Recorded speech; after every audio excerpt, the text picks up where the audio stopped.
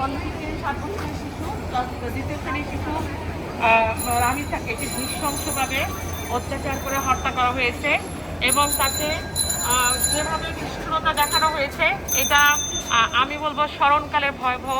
এবং এই ভয়াবহতা আমরা আজকে আসলে মেনে নিতে পারছি না। আমরা দিন দিন অসুস্থ হয়ে যাচ্ছি। আমাদের সন্তানকে আমরা কোথায় রাখবো, আমরা সন্তানকে কোথায় দিয়ে নিরাপদ থাকবো আমরা বুঝতে পারছি না। আমরা আজকে এর প্রতিবাদ স্বরূপ এখানে আমরা একত্রিত হয়েছি।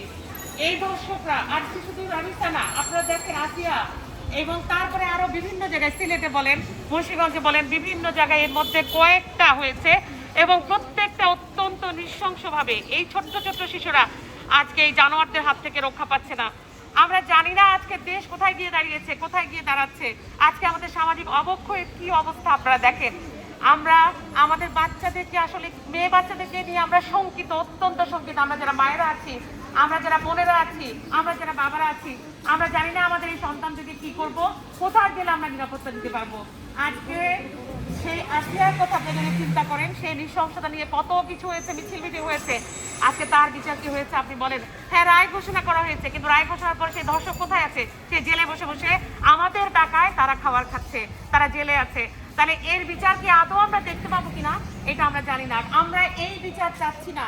এই ভয়াবহতম নৃশংসতার জন্য আমরা চাচ্ছি তাৎক্ষণিক বিচার। অর্থাৎ আপনি ধর্ষককে ধরবেন, রাষ্ট্র ধর্ষককে ধরার জন্য প্রশাসনকে আমি বলবো ধরার সাথে সাথে সে তার স্বীকারোক্তি এবং সে যখন স্বীকারোক্তি দিবে ওই দিন 1 আওয়ার 1 ঘন্টার মধ্যে, আমি 1 ঘন্টা বলবো না আসলে, মানে আমার এত কষ্ট হচ্ছে, আমি বলবো আধা ঘন্টার মধ্যে প্রকাশ্যে তাদের শাস্তি যেন দেওয়া হয়।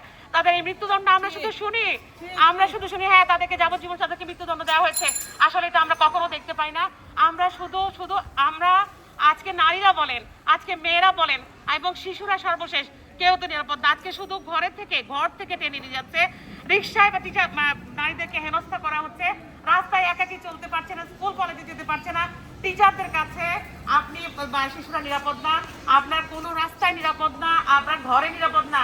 তাহলে আমরা এই শাস্তি, সর্বোচ্চ শাস্তি আশা করছি এবং আধা ঘন্টার মধ্যে প্রকাশ্য দিবালোকে মানুষকে ডেকে সবার সামনে এই শাস্তি কার্যকর করতে হবে। আমরা এটাই চাই।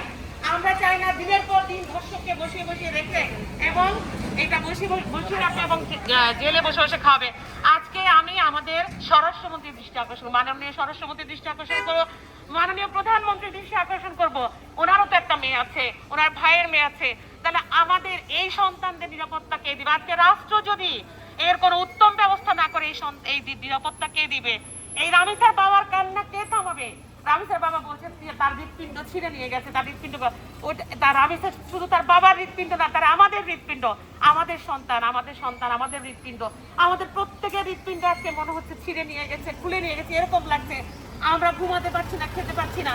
আমি মাননীয় প্রধানমন্ত্রীকে করজোড়ে বলবো, এই ধর্ষকের শাস্তি বাংলার জমিনে দেখাতে হবে এবং আমাদেরকে সর্বোচ্চ কম সময়ে তাদের শাস্তি দিতে হবে এবং আমার শিশু সন্তানের নিরাপত্তা দিতে হবে।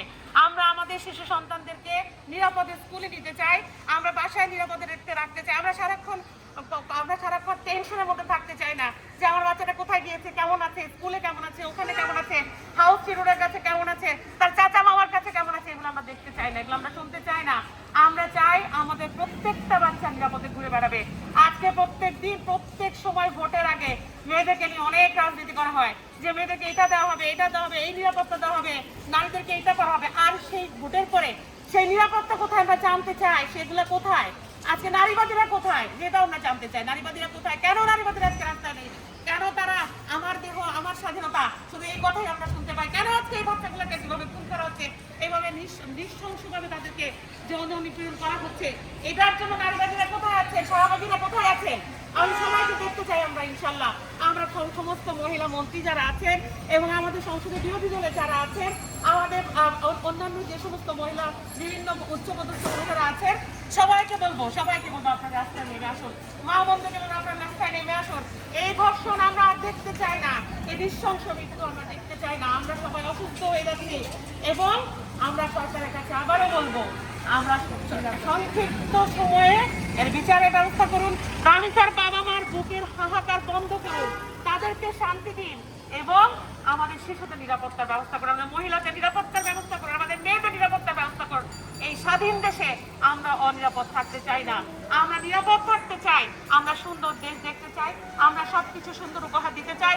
আমরা ভোটের সময় যে কথা হয় মহিলাদেরকে নিয়ে যা যা দেওয়ার কথা আমরা সেগুলো দেখতে চাই, উপযুক্ত প্রমাণ দেখতে চাই। আমি স্বরাষ্ট্রমন্ত্রী এবং মাননীয় প্রধানমন্ত্রীর দৃষ্টি আকর্ষণ করে আমি আমার বক্তব্য এখানে শেষ করছি। আসসালামু আলাইকুম ওয়া রাহমাতুল্লাহি।